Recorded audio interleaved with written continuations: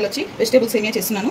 ఉప్మా. దానికి కావాల్సిన ఇంగ్రీడియంట్స్ ఆలుగడ్డ ఒకటి తీసుకున్నాను, క్యారెట్ ఒకటి, టమాటా ఒక 4, ఆనియన్, పచ్చిమిర్చి, మినపప్పు గుళ్ళు తీసుకున్నాను. సేమియా ఇలా వేయించుకోవాలండి. 1/2 kg సేమియా వేయించుకున్నాను. కరివేపాకు, హోల్ గరం మసాలా కొంచెం ఇలా తీసుకోవాలి.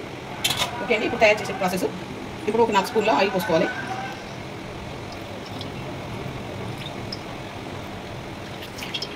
వీడియో స్టార్టింగ్ నుంచి స్కిప్ కాకుండా చూడండి, మీకు అర్థమవుతుంది. ఈజీ మెథడ్లో జల్దీ అయిపోతుంది. ఇది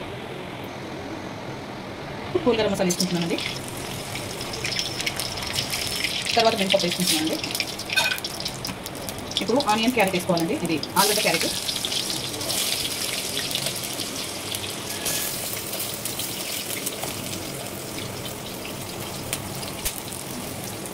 క్యారెట్ కూడా వేసేసుకుంటున్నాను.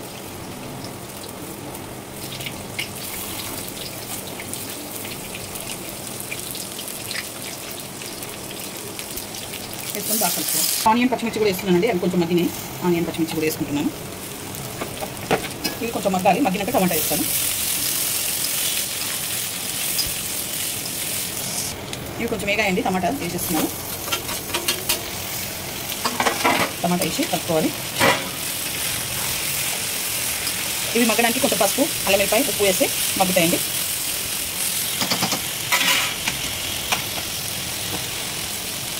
సగం చెంచా పసుపు వేస్తున్నాను. 1 చెంచా అల్లం వెల్లిపాయ పేస్ట్ వేస్తున్నాను. 3 చెంచాల సాల్ట్ వేస్తున్నాను. ఎందుకంటే సేమియా ఎక్కువ ఉంది కాబట్టి 3 చెంచాల సాల్ట్ వేస్తున్నాను. సాల్ట్ వేసి జల్దీ మగ్గుతాయి. వేసి బాగా కలుపుకోవాలి. కరివేపాకు వేసుకుంటున్నానండి. ఒక 5 రెమ్మల కరివేపాకు వేస్తున్నాను. కడిగి వేసుకుంటున్నాను. కారం 2 చెంచాలు వేసుకుంటున్నానండి.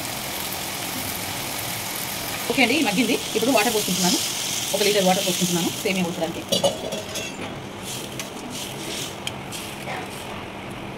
ఓకే అండి. వాటర్ మసిలినాయి. ఇప్పుడు దీంట్లో సేమియా వేసేసుకుంటున్నాను. సేమియా వేసుకొని కలుపుకోవాలి కిందికి మీదకి ఒకసారి.